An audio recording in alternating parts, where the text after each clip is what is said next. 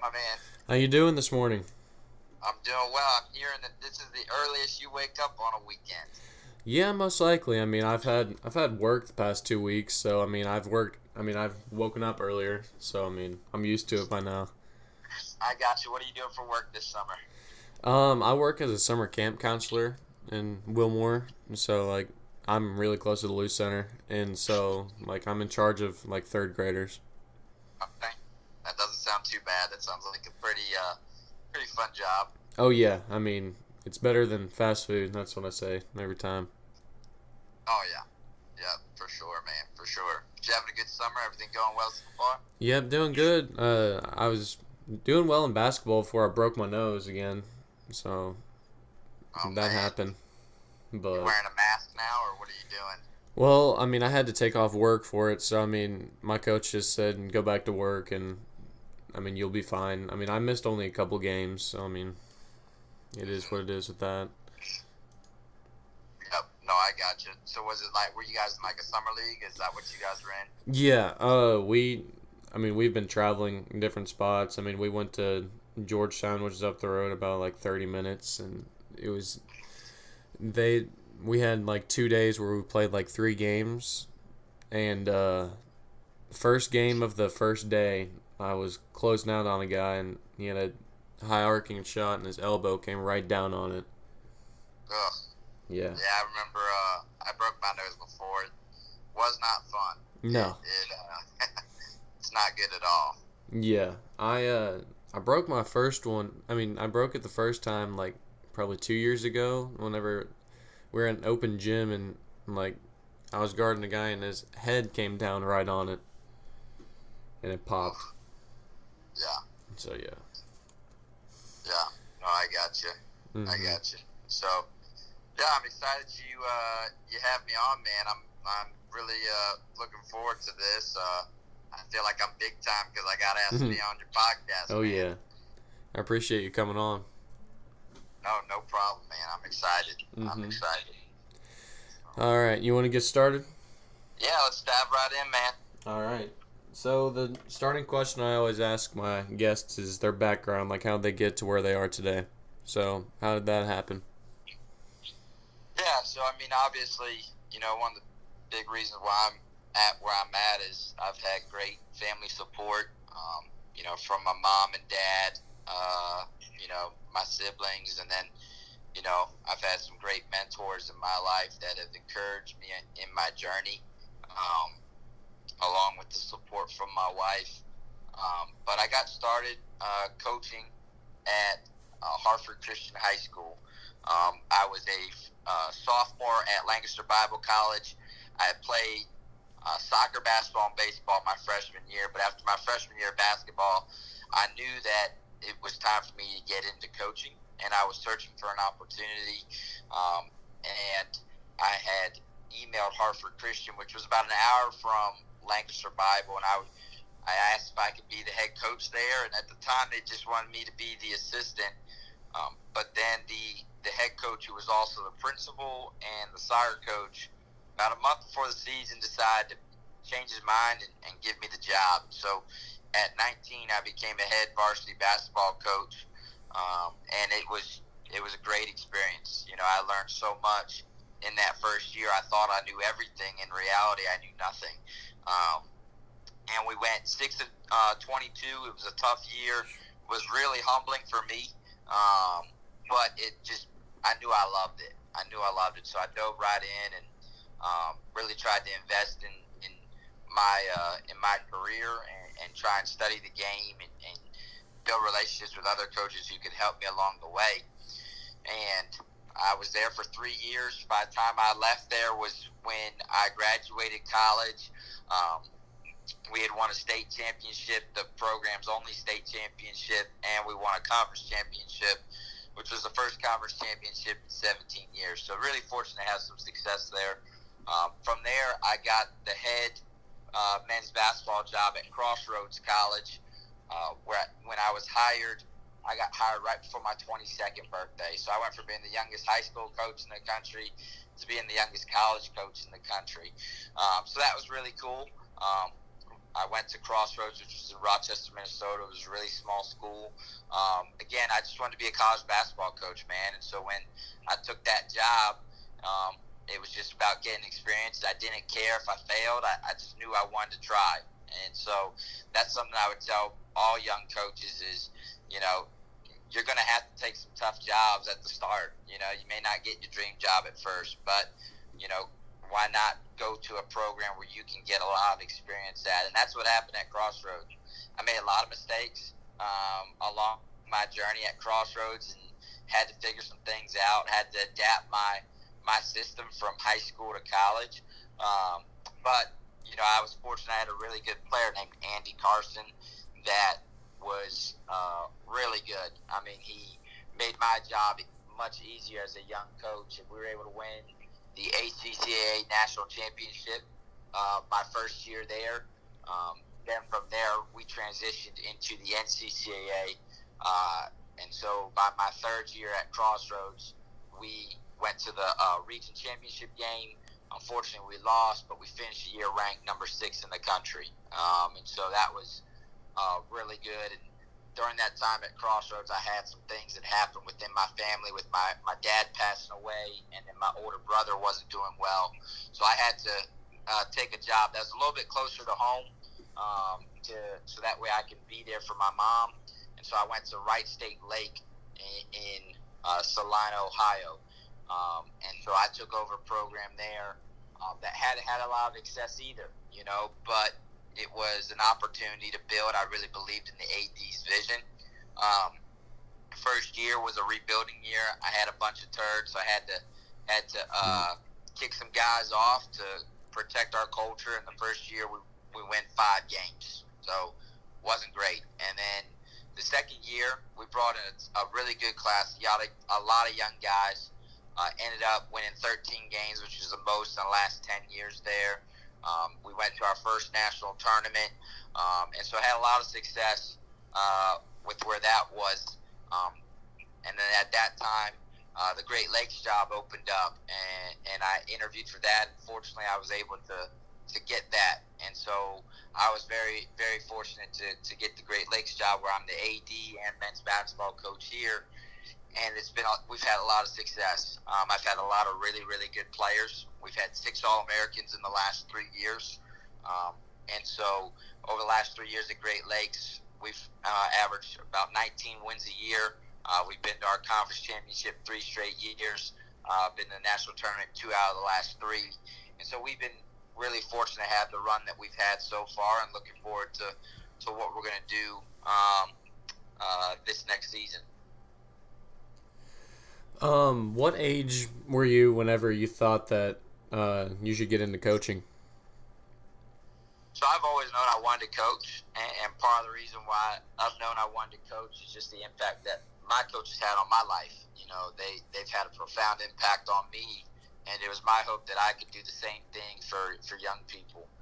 So I knew I wanted to be a coach by the time I was in the 9th grade of high school. And so it's funny, you know, I was in high school playing high school basketball. Sometimes my coach would ask me what I think about certain matchups and things like that.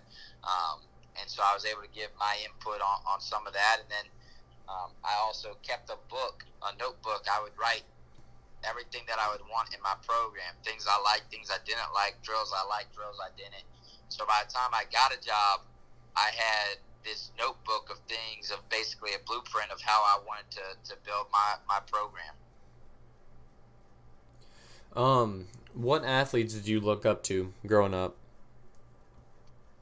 So, you know, my favorite basketball player growing up was Tim Duncan and Tracy McGrady. Those were 2 of my favorites.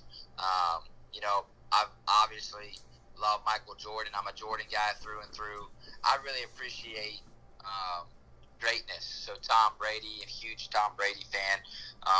But I'll be honest, it wasn't as many athletes that I loved as much as it was coaches. You know, I would look at certain coaches and how they created their culture, how they built their organization, built their programs. Those were the guys I really looked at more than athletes. You know, by the time I Mm-hmm. got to high school, I was looking more at coaches because that's, like I said, what I knew I wanted to do. Do you have a favorite moment playing a sport? Because you said you've played many sports. Yeah, I'd say probably my favorite moment playing. Oh man, it would have been at my freshman year of college. We had baseball nationals, and we were playing the number one team in the country. We were the 8 seed, and I came in relief. We were in a jam, bases loaded. We were, I think, up one, but bases were loaded, 0 outs, and they had the heart of their lineup, 3, 4, 5, and they had 60 home runs between their 3, 4, 5 hitters, and I was able to strike out the side in relief, and so that was a really big moment for me that I will never forget. Um, if I was going to my high school days, probably when I scored 35 in the conference championship game to win it. So, I've had a lot of good moments. Hard to really pinpoint one. Mm-hmm. Do you have some favorite coaching moments? Oh yeah, absolutely. So I think I've got a couple. First one would probably be winning that first championship with my guys at Hartford. It was just a culmination of the whole journey over 3 years, and there's a lot of people who criticize my brother and I. I coached with my twin at Hartford, and just why we would travel an hour there, an hour back, just to coach a high school team, and for us to win that together was super super special, and it was just it meant the world to me to do that with my twin. Same thing when we won the state championship a week later. It was just a super special moment. Um, if I was going to college coaching, there's been a lot of really good games that I've had. I'll just pinpoint two that meant a lot to me. One was the national championship game, 2018, 2019. We went down 25 at the half, and our guys came all the way back to tie it. We were down 18 with 6 minutes to go. We were down 12 with a minute to go, and our guys had so much character, so much fight and they just executed what we were trying to do, and we were able to force the game into overtime from a three from Lance Adams. Unfortunately, we lost on a last-second three, and so a lot of people be like, "How's that your favorite moment?" For me, it's just the character my guys showed. Because, like I said, we were down 25. We had no business getting back into that game against a Grace Christian team that was really, really good. But we found a way. And I think that was just like the overall character of my group. And so watching that and being a part of that was just so special, because that didn't have anything to do with coaching as much as it was having great players. And then the second one for coaching that is just I really love was this year we were able to beat Campbellsville Harrodsburg in the regional semifinal. They had said some things, and we didn't take too kindly to that. And so when we were able to play them in the regional semifinal, we just laid smack down on them. And so that was really fun. It just felt really good. Our guys came out focused, and we had lost to them 2 weeks prior, so there was a lot of people saying some things, and they had said some things that had upset us, and so we just wanted to come out and really show people how good we were, and I think we did that in that game. I think we won by 30. We were up as much as I think 36 or something like that. Mm-hmm. So that was super special and just felt good. Our guys, seeing them have fun and having that moment was really cool too. Mm-hmm. So these leagues have been coming out like overtime, stuff like that. In your opinion, what do you think if you turn back the clocks and you're a 5-star basketball player, would you do one of these pro leagues or would you do the college route? It's hard to say. I really believe in the college experience. I think that each kid's got to make his own decision. I am excited that there's name, image, and likeness now that kids can make money off of that, and so I think that's an important thing.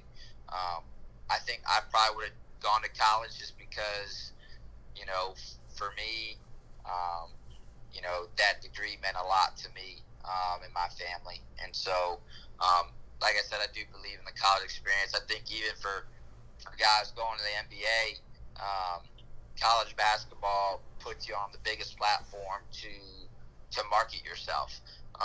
And so there's other routes. Obviously, LaMelo Ball had his route and was successful.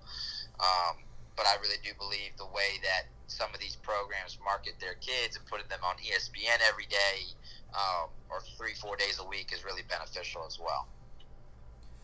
You you mentioned it with the name image likeness. Do you think it's been overdue that they finally put that in, or what do you think about that? Yeah, I do. I think that schools make a lot of money. Well, I'll put it this way: at Division Ones, okay, they're making a lot of money off of their athletes. Obviously, at the level that we're coaching at, our guys, we're not making money off of our guys really. Now, am I excited that they get to make money off their name image likeness? Absolutely. I think that's great. I think it's long overdue. I don't believe that student athletes should be getting paid a salary because then what separates them from being a professional? But I do think that they should be able to do whatever they want with their name, image, and likeness. If that means they're making TikToks and making $100,000 off of TikTok, then so be it. I've always believed that if the campus bookstore is selling jerseys with, we're in Michigan State country, so number 5 is a big jersey up here. If they're selling number 5 jerseys, that Cassius Winston should get a cut of that. Just because that's, the only reason people are buying that jersey is not because of Michigan State as much as they want the number 5 because of Cassius. So again, I think that it's been long overdue. I think that there's probably going to be some tweaks that need to happen with it as we iron some things out. But I'm super excited about it for our student athletes. As the game of basketball is changing, the traditional big man seems to change a little bit. Do you still see the use for a actual big guy instead of like a stretch 5? Well, so for me, my guy, I know you've seen us play. Mm-hmm. We play a lot of small ball, man. So we play fast. We want bigs who can run the floor. We want bigs who want to rebound. And so for us, we do it a little differently. So for us, we really wouldn't need a back to the basket big as much. But if the big is mobile, I guess for us it's more defensively what we want to see. We need a mobile big, and so but having a stretch shooting big is always helpful. Mm-hmm. But I think just big basketball is just getting more modern. You need to be a basketball player. You can't just be you can't just be able to do one thing now, unless that one thing is shoot, right? Like I think shooting is just the most valuable skill in basketball right now. So, but I think that basketball is more skilled than ever, and so with the modernization of basketball, I think that the big position is getting revolutionized. Now, I also think it's cyclical, right? Like I think eventually we'll get back to utilizing a back to the basket big, but for now, I think you're going to see a lot more 5-out and a lot more spacing concepts than anything. Mm-hmm. Do you want to see any changes to any level of basketball? I think as far as in United States basketball, there should be a unified approach as far as like with shot clock. Mm-hmm. I'm not sure if Kentucky has a shot clock in high school basketball. I know Michigan doesn't, and so and I know Maryland doesn't, and so because of that, I think that if we want to continue to make our game better, we need to get a shot clock in high school basketball. I think we're one of the few countries that does not have uniformity across our levels. You know what I mean? Like our pro league's 24 seconds, our college is 30, our high school doesn't have a shot clock. I think that getting high school to a 30-second shot clock would be a huge step for us. Uh, you know, I don't really care about the 3 point line as much. I do think it would probably be helpful if the high school line just got adapted to the college line now. Mm-hmm. But again, that's well, I don't know who's going to make those decisions. But I think getting more uniformity across all of our levels is going to be important for our game. Who are some of your favorite players to watch, like in the modern day? So favorite players to watch. I really enjoy watching Brad Beal. I love the way he scores the basketball. I think he's super skilled. Devin Booker is really fun to watch for me too. I enjoy watching him. Um, I think those are probably two of my favorites to watch. Kevin Durant is also, and Steph Curry are also really fun to watch. I really enjoy watching guys who have great skill, Mm-hmm. and so those would probably be my guys that I really enjoy watching. I ask everybody this: what do you think about the LeBron Jordan debate? What's your stance on that? Oh, it's Jordan all the way, man.